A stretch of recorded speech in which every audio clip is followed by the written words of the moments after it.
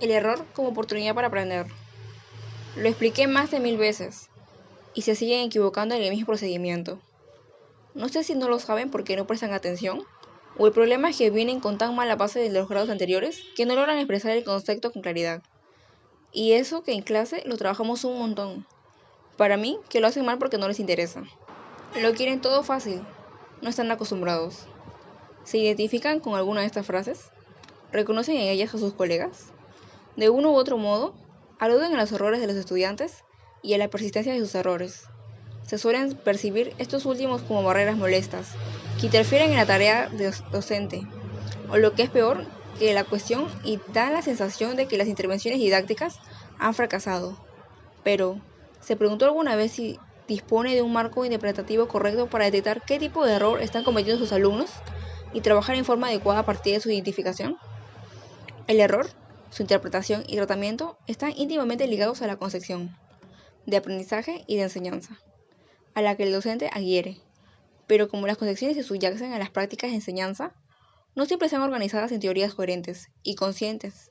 Y sucede que aún escribiendo una posición de aprendizaje que considera el error como un punto de partida y una oportunidad para aprender a veces, se actúa ante los errores con una aproximación simplista, y probablemente se deba a la tradición incorporada en nuestra propia vida escolar. Se analizaron aspectos de evaluación como el valor de las preguntas orales y las consignas escritas, la propuesta de instrumentos alternativos como el portafolios, la importancia de desocultar los criterios que se utilizan a la hora de evaluar y la relevancia de la autoevaluación, coevaluación y las prácticas sistemáticas de la retroalimentación. En este capítulo se examina conceptualizaciones acerca de los errores en los procesos de aprendizaje, que permiten utilizarlos como oportunidades de mejora. A partir de un error puede iniciarse un diálogo de retroalimentación y desencadenarse un proceso de reflexión metacognitiva muy enriquecedor. No obstante, para que sea posible es preciso contar con referencias teóricas que permitan interpretar los tipos de errores que cometen los alumnos, formular una hipótesis sobre sus causas e implementar estrategias de intervención. En los apartados siguientes, lo invitamos a analizar modos de entender un error, a comprender a qué se llama error sistemático, a identificar tipos de errores y el modo adecuado de tratarlos. Hacia el final del capítulo, se reflexiona sobre la relación entre el modo de tratar un error, la autoestima y el fracaso escolar para concluir con consideraciones sobre la corrección de errores en el aula y en las evaluaciones. Diferentes modos de entender un error. En la lectura psicológica y en la práctica pedagógica podemos encontrar diferentes modos de entender el error. Al respecto, Astolfi, en 1999, invita a reflexionar a partir de una cita muy sugerente del epistemólogo Gaston Bachelard, en 1985. Los profesores, sobre todo los de ciencia, no comprenden que los alumnos no comprenden. Se imaginan que la mente sigue los mismos pasos de una lección, que los alumnos pueden hacerse con una cierta cultura si los profesores les imparten la misma clase una y otra vez, o que pueden llegar a entender una demostración si les repite paso a paso.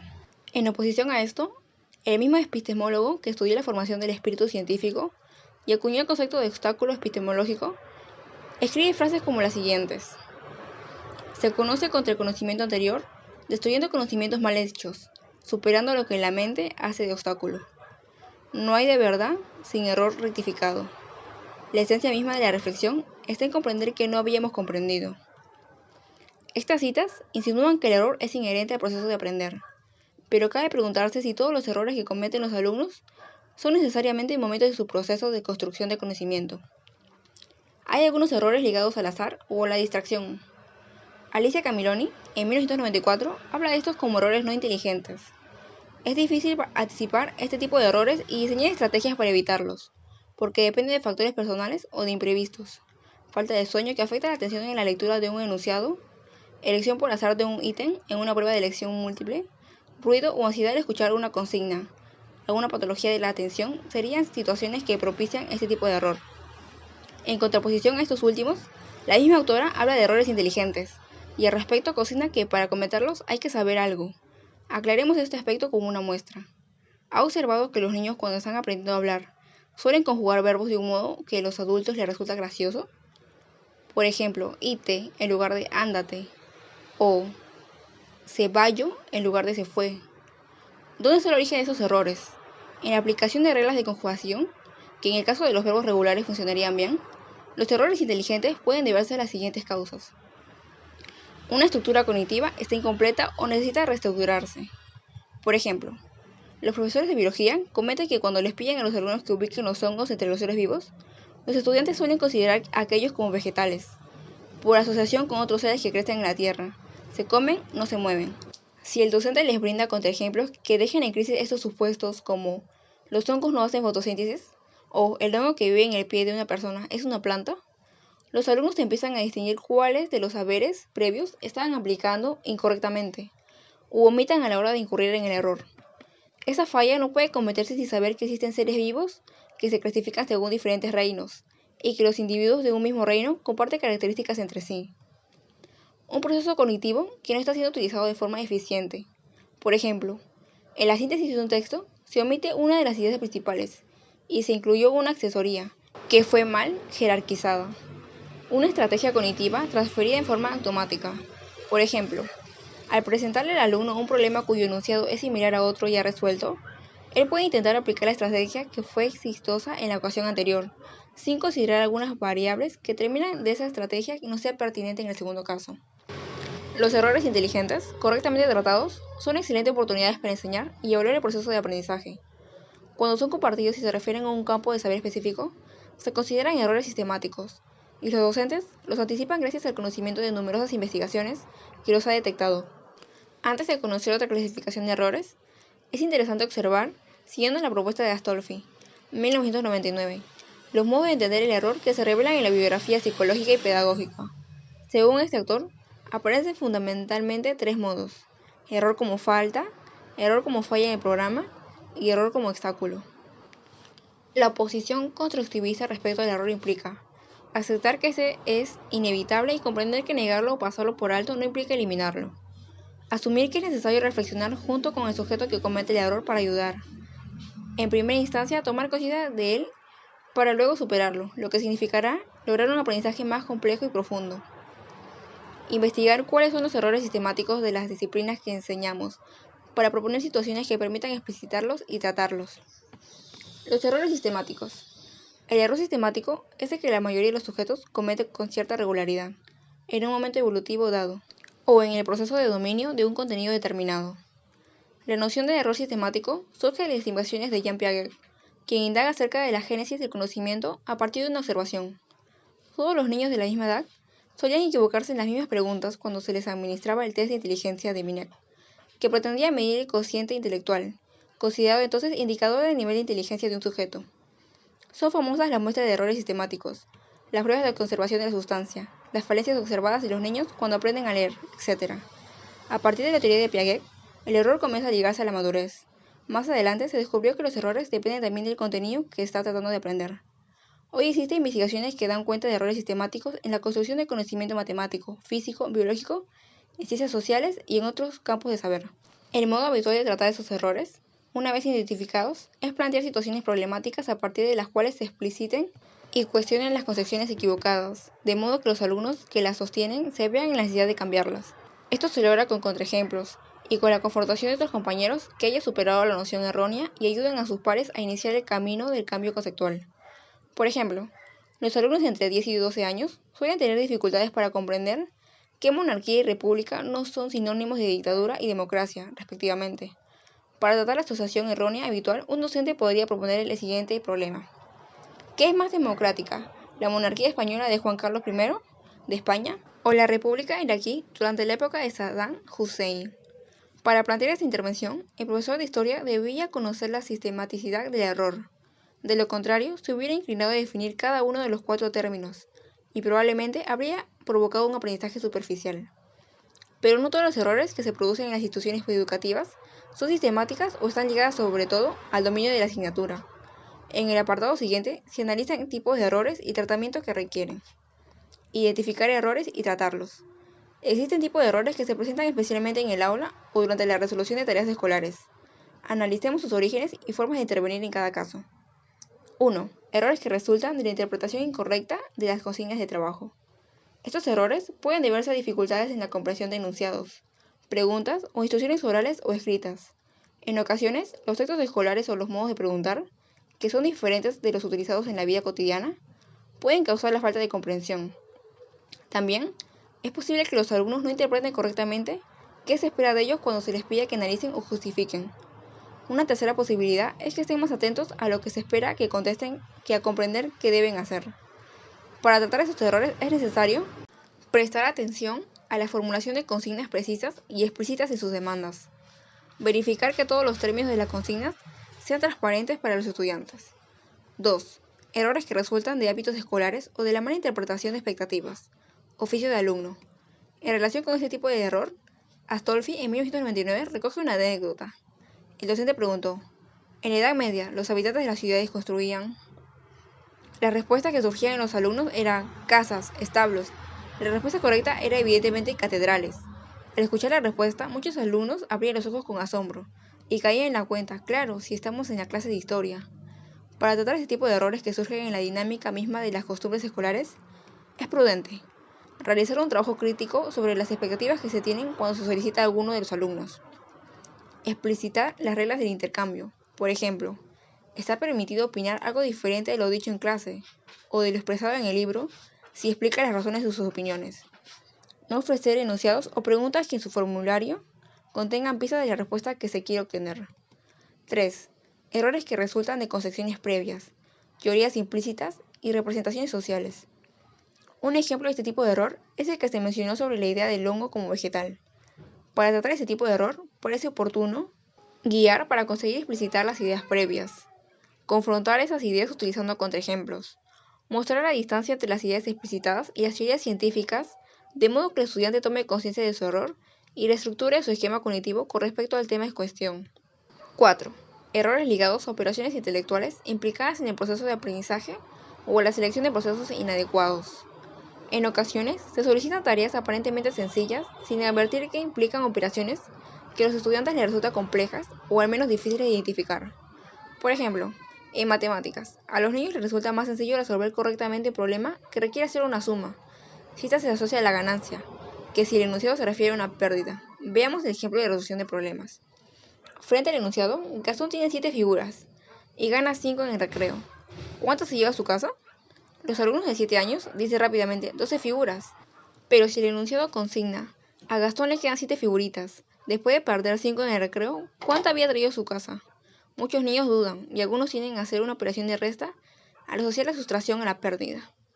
La comprensión lectora también presenta dificultades que los docentes atribuyen a dificultades generales para leer, sin contemplar que leer un texto y comprenderlo implica entender el contexto del texto y tener conocimiento previo que ayuden a interpretar su contenido. En este sentido, no es lo mismo leer un texto de biología que de historia. Para tratar este tipo de errores se recomienda trabajar sobre la adquisición de estrategias de reducción de problemas en cada área y al mismo tiempo ayudar a adquirir estrategias generales para aprender. Estimular el desarrollo de la metacognición y la autorregulación. 5. Errores debido a la sobrecarga cognitiva. Para pensar, aprender y comprender, se necesitan informaciones sobre las cuales aplicar las operaciones cognitivas. Esto implica un esfuerzo de memoria. Se suele operar con 2 tipos de memoria: la memoria a largo plazo, en la que almacenamos aquello que aprendimos, y la memoria a corto plazo, que activamos en un momento determinado. Si se pierden datos de la memoria a corto plazo, difícilmente se recuperan. No sucede así con la de largo plazo.